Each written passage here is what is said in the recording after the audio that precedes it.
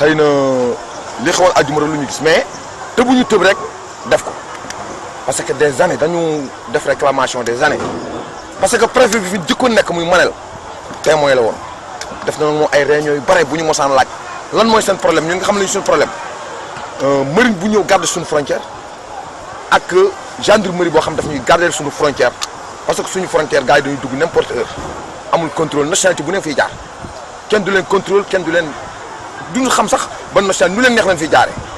ñu def réclamation bis bu nekk préfet dañu woo Manel ñuy toog booba gouverneur Moustapha Ndaw moo fi nekk ba Souleymane Ndéné bi mu nekkee ministre de pêche mu jël nu audience ñu am audience ak moom mu recevoir nu bi mu ñu recevoir ñu jooytu ko problème mu ndar mais bi ñu koy jooytee problème mu ndar ci saa si la teg si table ji li ñu bëgg muy envoyé nañu marine bi mu ñu envoyé marine jox nu benn projet ak 40 pour ñu indi ko ndar mais bi ñu gën di Saint-Louis mu ni service de pêche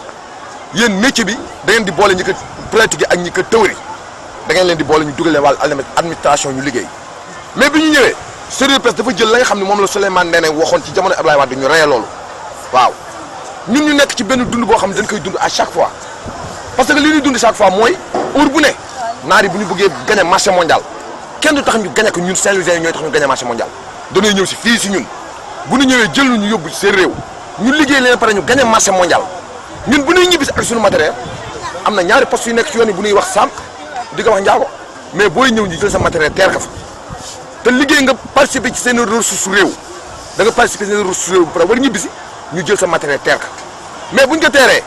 da ngay ñëw alam dan lay alamaan nga fay loolu doolee ko waat sa crédit bi nga yoroo la naar bi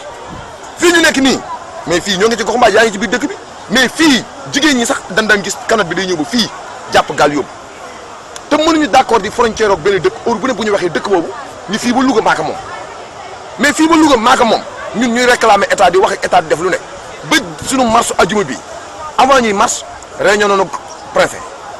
2 fois ba 3 fois réunion noonu ak commandant gendarmerie mais li ñu avertir yëpp mooy problème frontière bi te it ci problème frontière bi ñuy wax ak ñoom man jox naa leen benn alerte boo xam ne wax naa leen ni leen bu marine yéexee ñëw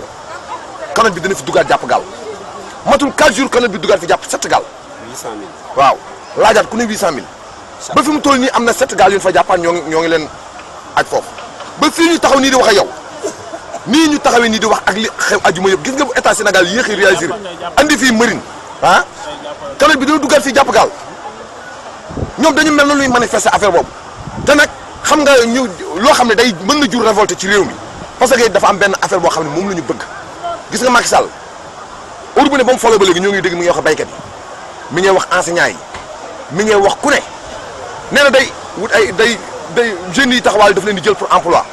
mais ñun dañu ko wutal emploi ba pare ñun mais emploi bi ñu ko wutal kenn du ko wutal secteur pêche bi li mu mën jël ci emploi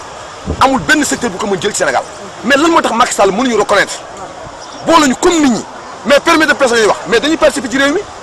dañuy am permis de pêche suñu jigéen ñi dañuy dem marché jaay jën ñoo ngi leen di dagg juuti ñoo ngi koy fay kon ñoom ñëpp ñoo ngi participer ci réew mi mais lan moo tax ñun moo li ñuy participer ci réew mi ah di fi dugal ressource boo xam ne kenn du ko fi dugal ba pare moom mënuñu reconnaître. léegi lan la leen ministère bi wax. xam nga ministère bi ndawam la ñu gis li ñu wax leer na parce que problème bi ñu gën a am dëgg-dëgg xam na ni problème bi ministère rek kenn mënu ko régler ku dul moom président mu toog wax ak ñun ñu trouver solution parce que solution bi ñu bëgg am dañ ka mais daf ñu nanguwul déglu solution bi ñu bëgg mooy njaago bi nga xam ne fa la ñuy jàppe suñuy gaal moom na wax ak président Abdou Aziz ñu am fa poste boo xam ne Sénégal moo ko moom gaal guy jóge fii di doomu Sénégal di dem Mauritanie nga ñëw poste ba sa njaago boo ñëwee poste ba waa njaago dagg autorisation jox la ñu jox poste Sénégal foofu ñu signé wane ne tey am na gaalu Sénégal guy dugg Mauritanie yem na 3 personnes ñooñu bu ñu demee ba Mauritanie ñu am fa benn bureau boo xam ne état Sénégal moo ko fay def ku ñëw wàcc foofu ñëw rechange wane ni doomu Sénégal dugg na fi bureau boobu enregistré la nga toog fa waaw boo liggéeyee ba liggéey jeex nga ñëw ci bureau bi damay ñibbi bureau boobu jël sa ay kayit yóbbu marine ñu may la autorisation nga mën génn sa matériel ci jàmm parce que da ngay liggéey ba liggéey jeex jël sa matériel def ci li nga say dund def ci ravitaillement yi nga war def sa biir kër mais bu fekkee fii dan lay jàpp mais nga dem wuri jaari 100 kilomètres mais bu la mobile sans dabee foofu mooy indi conséquences yi ni am nii ah te Mauritanie yomb na négocier parce que nga xam ne yomb na négocier mooy moom da wax ak président Aziz parce que li am fii ñun ñu nga xam ne moo ñu rey ñun Ndar parce que dafa amul ay organisation yi bari yu fi nekk depuis des années 20 ans ngi nii